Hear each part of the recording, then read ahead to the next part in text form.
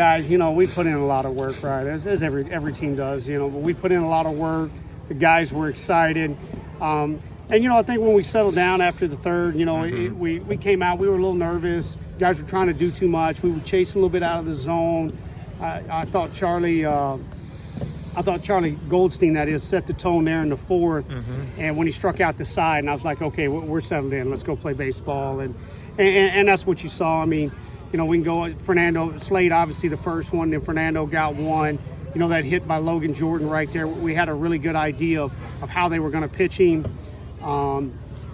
We called timeout and just told him, hey, be patient, wait for you're going to get your fastball. And when you do, don't miss it. And, that was big. I mean, obviously drove that ball in the gap and went from there. But a lot of big hits today in the game. I thought Colton Smith was really good as well. Jarvis had a good first inning. I think, he tried to get a little too fine there in that ninth. But other than that, he threw the ball well. Charlie's a guy who likes to work that upper quadrant a lot when he's throwing. What is the key for somebody like him to be successful pitching up like that? Yeah, it's his changeup, right? I mean, he's got a really good changeup as well. And so he's able to play that north-south game with him where he's able to, throw a good right, carry fastball, and then work the changeup off of it. How important was it for Slade to get off to a fast start this season? Oh, really, that's what he can do. He's so strong, guys. Good night. His raw power numbers are crazy. But, you put him and Charlie right there, and those guys are going to have to make a decision who they're going to try to go after, who they're going to have to try, strike out. I think Charlie hit a ball 118 today, which I haven't heard of at this level. And then I think Slade's ball was 111, and then the other one was maybe 109. I mean, they're going to have to pick which guy they go after, and there'll be days they'll get both of them, but it's going to be tough, man. It's going to be tough on them. What was, if you don't mind sharing in that little huddle there with your team, what would they say? They were just congratulating me for my first win. But, it's like I told them, that just means I got good players, right? Yeah.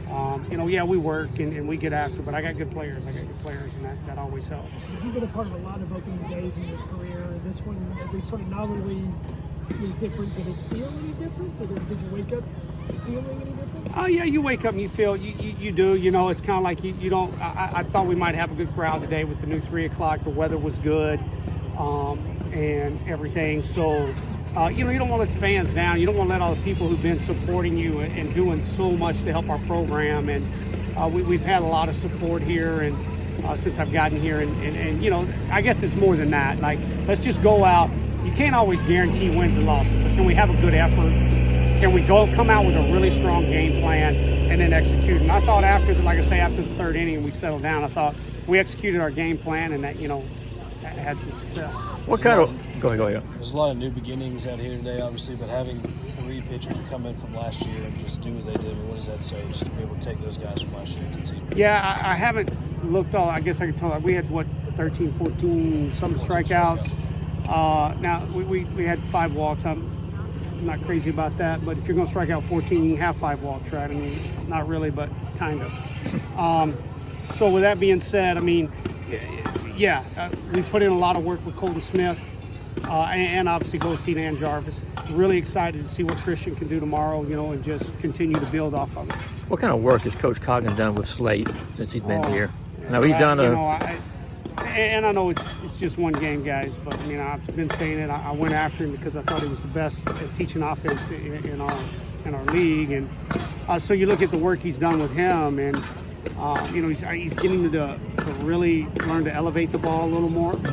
And but boy, they get after it. There's been a lot of long hours on that phone too at night after practice, getting home, breaking down swings. So they put in a lot of work together, and you'll continue to see hopefully the fruits of that. Just real quick, I know after Dylan hit the pinch hit home run, he didn't go back in the field. Is that just a precautionary thing? He's dealt with a little bit of. He's fine now, but he's dealt with a little bit of leg issue, and we know he can hit. You'll see him in there tomorrow. That was planned for him not to go today. I knew we would get a righty eventually. When we did, he was going to stick me. I didn't know it'd be a homer. But Dylan's actually okay with certain left-handed pitchers. And, I really like the matchup we have with him tomorrow. Well, you said he's a professional hitter. He kind of showed it today. He